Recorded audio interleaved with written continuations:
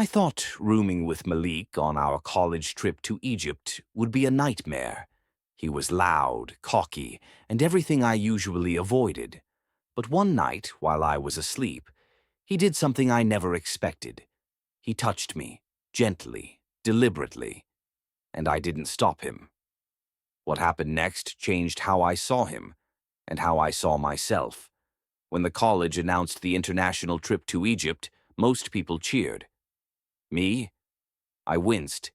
It wasn't the travel. I'd always wanted to see the Nile, the pyramids, the temples. It was the room assignments that killed the excitement.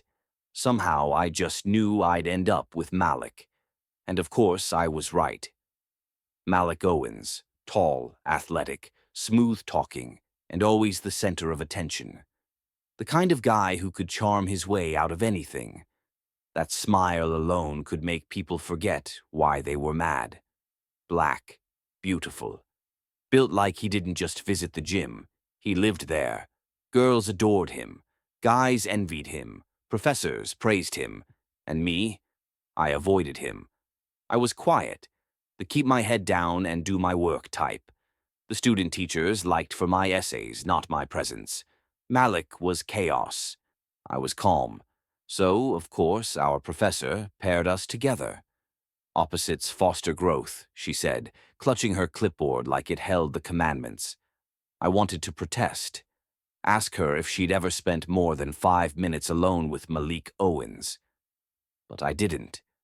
I just nodded and pretended to be cool with it. Our hostel room in Cairo was small. 2 twin beds, 1 wooden desk, a narrow window that opened to a surprisingly breathtaking view of the skyline. At dusk, the call to prayer echoed through the streets. The air smelled like spice and sand. It should have been peaceful, something I took in with quiet awe. But all I could think about was how I was going to survive a full week sharing a room with him. The moment we dropped our bags, Malik flopped onto his bed like he owned it. "So," he said, glancing over at me with that ever-present smirk, "are we doing the whole silent treatment thing, or are we trying to be civil?" I didn't answer right away. I busied myself unpacking, trying not to focus on the way his shirt rode up or the way his biceps flexed as he folded his arms behind his head. He was the kind of attractive that made me angry, not just because it was effortless, but because he knew it. "Let's just get through this without killing each other," I mumbled, sliding my folded t-shirts into the tiny dresser. "Deal," he grinned. "Though for the record, I'm delighted." I rolled my eyes. Debatable. The first couple of days blurred by in heat, sand, and ancient wonders. We hiked dunes, toured the pyramids of Giza, wandered through the bustling streets of Cairo. I tried to keep my distance, but Malik was everywhere, cracking jokes, charming locals, dropping random facts about Egypt like he'd been studying for a documentary. And annoyingly, he wasn't stupid. He was sharp, even thoughtful. He asked our guides questions I hadn't even considered. People gravitated toward him, and to my horror, I started to understand why. Still, I kept my guard up. He wasn't a bad roommate. Surprisingly neat. Didn't snore. Even brought back snacks without me asking. But I didn't trust it. Guys like Malik didn't pay attention to guys like me. Unless there was a punchline or a bet involved. Except, he kept watching me. Not in an obvious way, but I noticed. Sometimes I'd catch him looking at me from the corner of my eye, quietly, like he was trying to figure something out. It made my skin warm, made me lie awake longer than I should have. By the 3rd night, I was drained, physically, emotionally. I hadn't slept well since the flight. That days-long hike through the ruins had sapped whatever energy I had left. After a quick, cold shower, I collapsed into bed. Loose shirt, boxers, facing the wall. Malik was still up, scrolling through his phone, headphones in. Every so often, his soft laugh broke the silence. I kept my back to him, eyes closed, waiting for sleep. Eventually, it came, slowly. But sometime in the middle of the night, I stirred. The room was dark. At first, I wasn't even sure I was awake. The air felt heavier, like the temperature had climbed while I slept. And then, I felt him. Not just his presence, but Malik. Close. Too close. I didn't open my eyes. Not yet. I heard a whisper, his voice too soft to catch the words. Then gently, so gently I thought I imagined it, his hand brushed my arm. My breath hitched, and I froze. Was I dreaming? Number. The touch lingered. Warm. Careful. Intentional. He didn't say anything else. Just let his fingers rest there a moment longer. Then he slipped them away. I didn't move. I couldn't. Partly because I was terrified of what would happen if I did, and partly because, deep down, I didn't want him to stop. Eventually, I heard the quiet shift of fabric, his body rolling back to his bed. The springs creaked softly as he settled in. I stayed awake long after that, eyes wide, breathing shallow. The next morning, I woke to the sound of Malik rummaging through his bag, humming some song under his breath like nothing had happened. He glanced over when he saw me sit up. "Big day today," he said with that same smirk. "Valley of the Kings. Hope you brought good shoes." "Yeah," I said, my voice hoarse. He turned back to his stuff, still humming. And just like that, it was like the night before hadn't happened at all. But I knew better. Because that touch? It wasn't nothing. I didn't realize it yet, but that was just the beginning. Still, I couldn't stop thinking about it. All morning, as the group loaded onto the bus, as our professor handed out the day's itinerary, my mind kept circling back to that moment in the dark, Malik's hand, the whisper I couldn't quite hear, and that feeling, so real, it still tingled on my skin. I hadn't imagined it. I was sure of it now. He had touched me. Gently, like a question he didn't know how to ask out loud. But then, why was he acting so normal? He laughed and joked with the guys at the back of the bus, tossed a protein bar to one of the girls who said she was starving. Wearing sunglasses and a tank top, muscles on full display, like he didn't have a care in the world, like he hadn't gotten out of bed last night and crossed the room to touch me while I slept. I watched him out of the corner of my eye, sinking lower into my seat. He caught me staring. Once. Just once. And for the briefest second his lips twitched, like he wanted to say something. But he didn't. He just turned back to the conversation like I wasn't unraveling 5 feet away from him. The ride to Luxor was long, hot, bumpy, packed with the low murmur of side conversations and half-hearted laughter. Most of the group either chatted or dozed off against the windows. I couldn't relax. I kept replaying it. Every little detail, every shift of the sheets.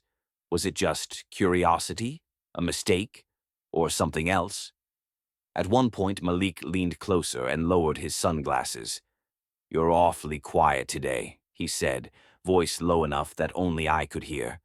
I looked at him, trying to keep my expression blank. "Just tired." He tilted his head slightly, eyes on mine for a second longer than necessary, then leaned back, saying nothing else for the rest of the ride.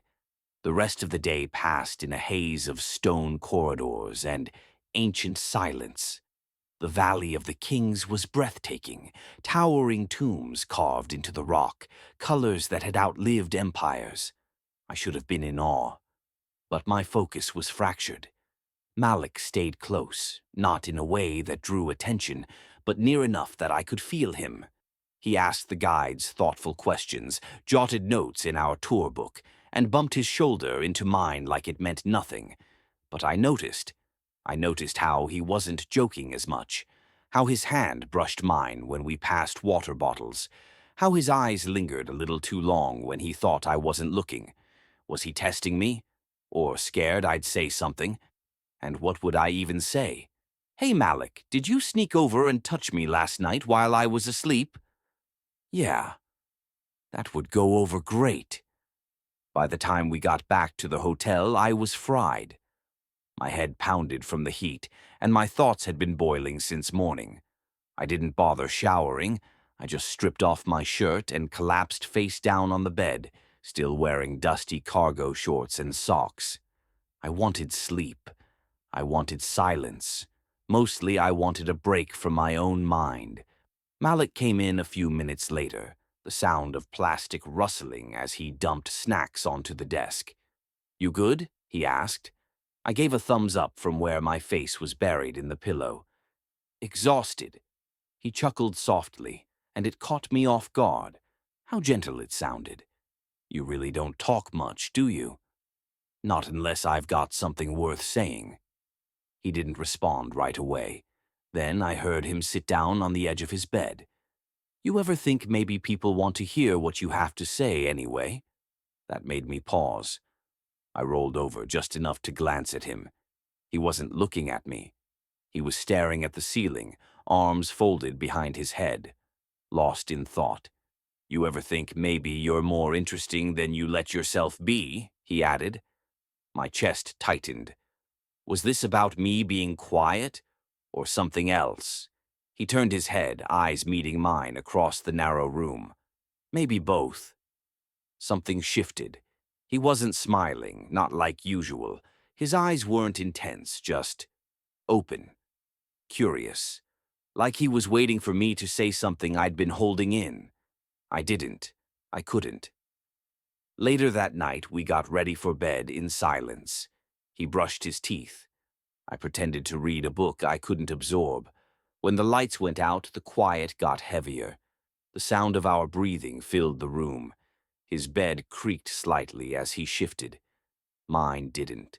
I stayed still, listening, waiting. I don't know how long I lay there, half asleep, half aware, but I knew the exact moment he got up. The soft rustle of sheets, bare feet on cool tile. A pause, thick with hesitation. Then the whisper of fabric as he crouched beside my bed. My heart pounded. He didn't speak. He didn't touch me. Not at first, but I felt him. Close. Close enough to hear the slight hitch in his breath. Close enough to smell sun-warmed skin and hostel soap. I stayed frozen.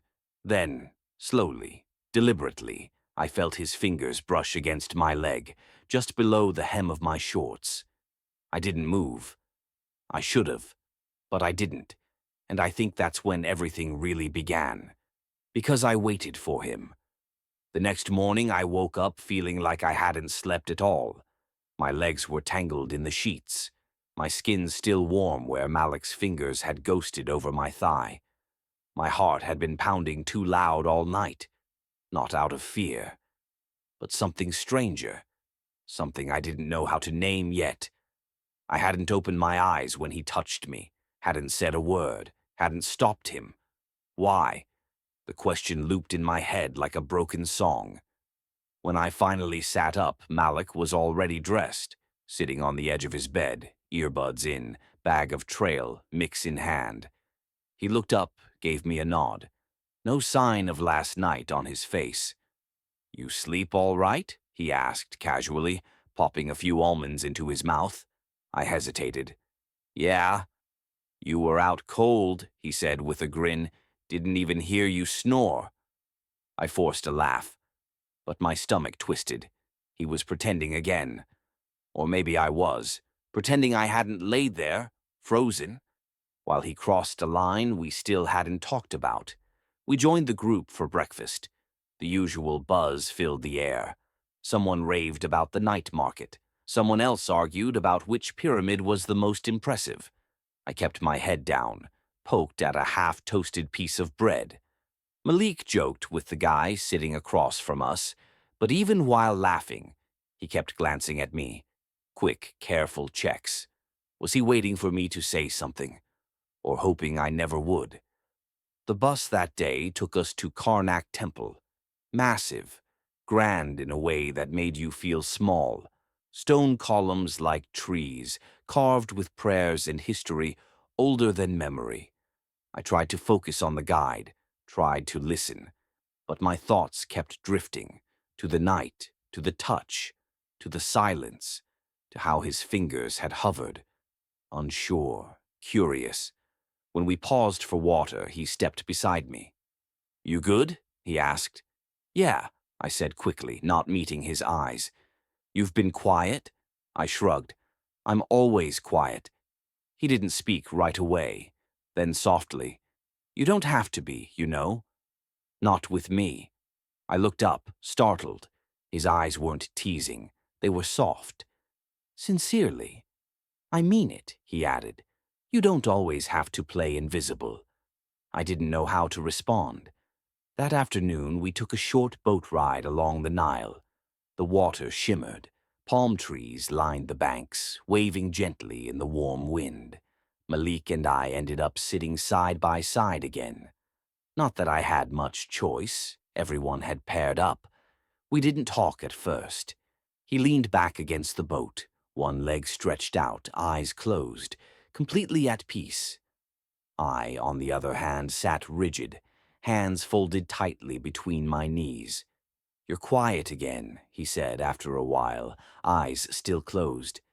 "Just taking it all in," I muttered. He finally turned to look at me. "You're not mad, are you?" My heart thudded. "Why would I be mad?" He hesitated. "I don't know, I don't want to make you uncomfortable." The words hung between us. "I'm not uncomfortable," I said, maybe too quickly. "Just figuring things out." He nodded slowly, then leaned back again, letting it drop. The boat jolted suddenly, hitting a soft wave. I stumbled, and instinctively my hand landed on his thigh. It wasn't intentional. It was barely a second, but it felt like a jolt of electricity shot through me. I yanked my hand back. "Sorry." "It's okay," he said, his voice unusually calm. I looked at him. He was watching me. No smirk, no teasing, just watching. For the rest of the ride, neither of us said anything. That night, back at the hostel, the atmosphere in our room felt different. He was still Malik, but quieter, more subdued. We both showered and changed, moving around each other with this awkward rhythm, like we were trying not to disturb something fragile. The unspoken tension between us had grown too big to ignore. I sat on my bed, scrolling through my phone, pretending not to notice how he kept glancing at me between swipes on his own screen. Eventually, he set his phone down and looked over. "You ever wonder what comes next?" he asked. I looked up, confused. "What do you mean?" "After college," he said. "Who we'll still talk to? Who'll forget we ever existed?" I shrugged. "I guess I haven't thought that far ahead." He nodded slowly. "I think about it a lot.